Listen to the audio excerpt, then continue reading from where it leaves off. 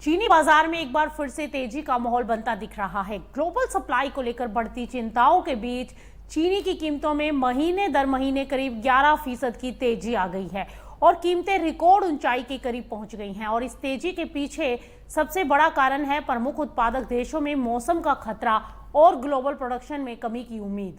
वहीं भारत में भी अगस्त सितंबर की बारिश को लेकर चिंता बढ़ रही है। ऐसे में सवाल है कि क्या आने वाले दिनों में चीनी की कीमतों पर तेजी का दबाव और बढ़ सकता है। ग्लोबल चीनी बाजार में दरअसल इस वक्त सप्लाई को लेकर चिंता बढ़ती जा रही है। 2026-27 सीजन में दुनिया के कई बड़े चीनी उत्पादक देशों में उत्पादन कमजोर रहने की आशंका जताई गई है। यही वजह है कि बाजार में तेजी का माहौल बना हुआ है। इंटरनेशनल शुगर ऑर्गेनाइजेशन यानी कि ISO ने 2026-27 में ग्लोबल चीनी उत्पादन करीब 1.25% घटाकर 180 मिलियन मीट्रिक टन रहने का अनुमान लगाया है। यानी उत्पादन और खपत के बीच अंतर बढ़ने की आशंका ने बाजार को सपोर्ट दिया है। चीनी बाजार के लिए यूरोप से भी कोई राहत की खबर नहीं है। आपको बता दें कि सूखे और भीषण गर्मी का असर यूरोपियन यूनियन और यूके की चीनी फसल पर पड़ रहा है। यहां 26-27 में चीनी उत्पादन करीब 14.98 मिलियन मीट्रिक टन रहने का अनुमान है और अगर ये अनुमान सही रहता है तो ये करीब 11 साल का सबसे निचला उत्पादन का स्तर होगा। यानी यूरोप में घटता उत्पादन ग्लोबल सप्लाई पर और दबाव बढ़ा सकता है। अब बात अगर भारत की करें तो यहां भी मौसम बाजार की दिशा तय करने में अहम भूमिका निभा सकता है। अगस्त और सितंबर में सामान्य से कम बारिश की आशंका ने गन्ने की फसल को लेकर चिंता बढ़ा दी है। भारत क्योंकि दुनिया के बड़े चीनी उत्पादक देशों में शामिल है, ऐसे में यहां मानसून कमजोर रहने पर गन्ने की पैदावार और आगे चलकर चीनी उत्पादन पर असर पड़ सकता है।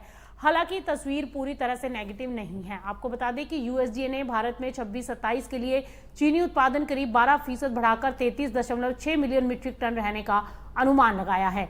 यानी भारत का ज्यादा उत्पादन ग्लोबल सप्लाई की कमी को कुछ हद तक कम कर सकता है।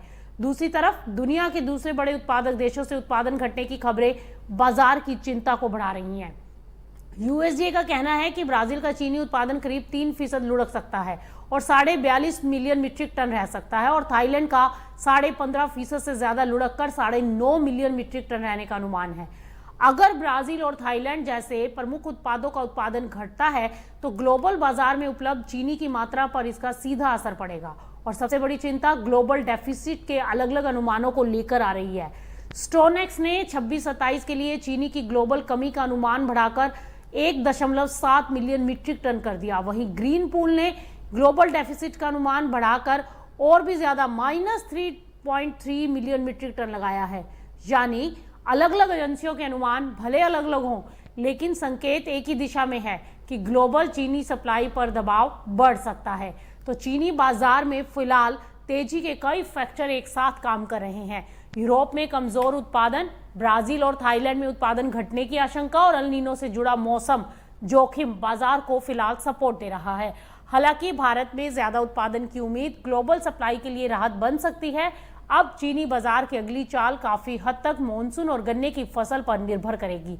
अगर मौसम ने साथ नहीं दिया तो ग्लोबल डेफिसिट की चिंता और बढ़ सकती है और चीनी की कीमतों को आगे भी सपोर्ट मिल सकता है।